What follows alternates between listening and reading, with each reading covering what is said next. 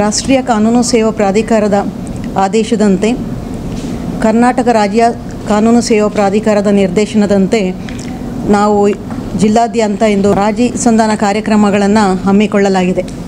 ಬಳ್ಳಾರಿ, ವಿಜಯನಗರ ಎರಡೂ ಜಿಲ್ಲೆಗಳು ಸೇರಿಕೊಂಡು ಒಟ್ಟು 31 ಬೆಂಚುಗಳನ್ನು ಮಾಡಲಾಗಿದೆ. ಇದರಲ್ಲಿ ಸಿವಿಲ್ ಪ್ರಕರಣಗಳು, ರಾಜಿಯಾಗಬಹುದಂಥ ಕ್ರಿಮಿನಲ್ ಪ್ರಕರಣಗಳು, ಚೆಕ್ ಬೌನ್ಸ್ ಕೇಸ್ಗಳು, ಪಾರ್ಟಿಷನ್ ಸೂಟ್ಸ್, ಇದೇ ರೀತಿಯ ಹಲವು ಪ್ರಕರಣಗಳನ್ನು ರಾಜಿ ಸಂಧಾನಕ್ಕೆ ತೆಗೆದುಕೊಳ್ಳಲಾಗಿದೆ. ಈ ನಿಟ್ಟಿನಲ್ಲಿ ನಮ್ಮ ಎಲ್ಲ ನ್ಯಾಯಾಧೀಶರು ಇವತ್ತೊಂದು 31 ಬೆಂಚುಗಳಲ್ಲಿ ಕನ್ಸಿಲೇಟರ್ ಆಗಿ ಕೂತ್ಕೊಳ್ತಾ ಇದ್ದಾರೆ. ಅವ್ರ ಜೊತೆಯಲ್ಲಿ 31 ಜನ ವಕೀಲರು ಸಹ ಕನ್ಸಿಲೇಟರ್ ಆಗಿ ಕೂತ್ಕೊಳ್ತಾ ಇದ್ದಾರೆ. ಪತ್ರಿಕಾ ಮಾಧ್ಯಮದಲ್ಲಿ ಮತ್ತು ಚಾನೆಲ್ಗಳಲ್ಲಿ ನಾವು ವೈಡ್ ಪಬ್ಲಿಸಿಟಿ ಕೊಟ್ಟ ಪ್ರಕಾರ ಬಹಳಷ್ಟು ಉತ್ತಮ ಪ್ರತಿಕ್ರಿಯೆ ವ್ಯಕ್ತವಾಗಿದೆ. ಹಾಗಾಗಿ ನಮ್ಮ ಈ ದಿನದ ಲೋಕ್ ಅದಾಲತ್ನ ನಾವು 13,716 ಪ್ರಕರಣಗಳನ್ನು ರಾಜಿ ಸಂಧಾನಕ್ಕಾಗಿ ಗುರುತಿಸಿದ್ದೇವೆ. ಹೋದ ಸಲ 13,735 ಪ್ರಕರಣಗಳು ರಾಜಿಗೆ ತಗೊಂಡಿದ್ವಿ. 71,032 ಪ್ರಕರಣಗಳು ರಾಜಿಯಲ್ಲಿ ತೀರ್ಮಾನ ಆಗಿದ್ವು. ಈ ಸಲ ನಾವು 1 ಲಕ್ಷಕ್ಕಿಂತಲೂ ಹೆಚ್ಚಿನ ಪ್ರಕರಣಗಳನ್ನು ರಾಜಿ ಸಂಧಾನದಲ್ಲಿ ತೀರ್ಮಾನ ಮಾಡುವಂಥ ಒಂದು ಗುರಿಯನ್ನು ಹೊಂದಿಕೊಂಡಿದ್ದೇವೆ. ಎಲ್ಲರಿಗೂ ಗೊತ್ತಿದೆ, ಮಡಕೆಯ ಮಾಡುವಡೆ ಮಣ್ಣೇ ಮೊದಲು, ತೊಡಿಗೆಯ ಮಾಡುವಡೆ ಒಂದೇ ಮೊದಲು, ಶಿವಪಥವನರಿವಡೆ ಗುರು ಪಥವೇ ಮೊದಲು, ಕಾನೂನು ಅರಿವು ನೆರವು ನೀಡುವುದರಲ್ಲಿ, ವ್ಯಾಜ್ಯವನ್ನು ರಾಜಿ ಸಂಧಾನದ ಮೂಲಕ ಬಗೆಹರಿಸುವಲ್ಲಿ ಕಾನೂನು ಸೇವಾ ಪ್ರಾಧಿಕಾರವೇ ಮೊದಲು.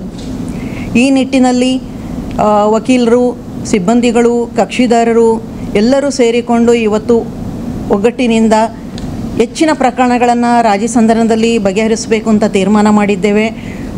ಈ ನಿಟ್ಟಿನಲ್ಲಿ ಭಾಳ ಹಿಂದಿನಿಂದ ನಾವು ಗ್ರೌಂಡ್ ವರ್ಕ್ ಮಾಡ್ತಾ ಬಂದಿದ್ದೀವಿ. ಈ 31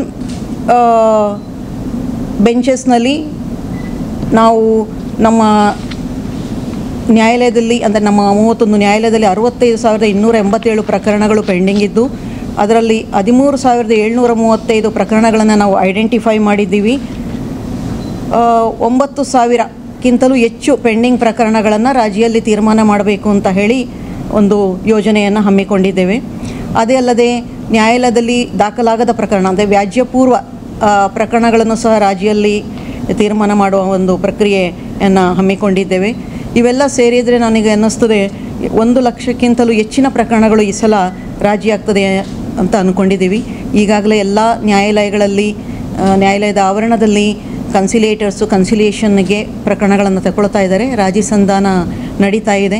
ಹಾಗಾಗಿ ಪ್ರತಿಯೊಬ್ಬ ಕಕ್ಷಿದಾರರು ಮತ್ತು ನಾಗರಿಕರು ಈ ಸೌಲಭ್ಯನ ಪಡೆದುಕೊಳ್ಬೇಕು ಅಂತ ಹೇಳ್ತೀನಿ. ಆಮೇಲೆ ಟ್ಯಾಕ್ಸ್ ಕಟ್ಟೋದು ಈಗಾಗಲೇ ನಿಮಗೆಲ್ಲ ಗೊತ್ತಿದೆ. ಟ್ಯಾಕ್ಸ್, ಮುನ್ಸಿಪಲ್ ಟ್ಯಾಕ್ಸ್ ಇರ್ಬೋದು, what ever may be the tax, ಅದು ಯಾರು ಡ್ಯೂ ಇಟ್ಕೊಂಡಿದ್ದಾರೆ ಅವರಿಗೆ 5% ರಿಬೇಟ್ ಕೊಟ್ಟಿದ್ದಾರೆ. ಅದರ ಸೌಲಭ್ಯವನ್ನು ಸಹ ಪ್ರತಿಯೊಬ್ಬರು ಪಡೆದುಕೊಳ್ಳಬೇಕು ಅಂತ ಈ ಮೂಲಕ ಕೇಳಿಕೊಳ್ತಾ ಇದ್ದೀನಿ. ಲೋಕ್ ಅದಾಲತ್ ಹಿನ್ನೆಲೆ ಅಂತ ಹೇಳಿದರೆ, ಈಗ ನಿಮಗೆ ಗೊತ್ತಿದೆ, ನಮ್ಮಲ್ಲಿ ಎಲ್ಲ ವಿಷಯಗಳಿಗೂ ಜನಗಳು ಸಣ್ಣ ಪುಟ್ಟ ಮನಸ್ತಾಪ ಇರ್ಬೋದು, ಸಣ್ಣ ವಿಷಯಗಳಿರ್ಬೋದು, ದೊಡ್ಡ ವ್ಯಾಜ್ಯಗಳಿರ್ಬೋದು, ಪ್ರತಿಯೊಂದಕ್ಕೂ ನ್ಯಾಯಾಲಯದ ಬಾಗಿಲನ್ನು ತಟ್ತಾ ಇದ್ದಾರೆ. ನ್ಯಾಯಾಲಯದಲ್ಲಿ ಸಾಕಷ್ಟು ಪ್ರಕರಣಗಳು ಪೆಂಡಿಂಗ್ ಇರೋದರಿಂದ ಈಗಿರುವ ಸಿಸ್ಟಮ್ನಲ್ಲಿ ಆದಷ್ಟು ಬೇಗ ಎಲ್ಲರಿಗೂ ತ್ವರಿತಗತಿಯಲ್ಲಿ ನ್ಯಾಯಾಲಯದ ಮೂಲಕ ಕೊಡಲಿಕ್ಕೆ ಸ್ವಲ್ಪ ಕಷ್ಟ ಆಗ್ತಾಯಿದೆ ಅಥವಾ ವಿಳಂಬ ಆಗ್ತಾ ಇದೆ. ಈ ನಿಟ್ಟಿನಲ್ಲಿ ಸಕಾಲದಲ್ಲಿ ಪ್ರತಿಯೊಬ್ಬರಿಗೂ ನ್ಯಾಯ ಸಿಗಬೇಕು.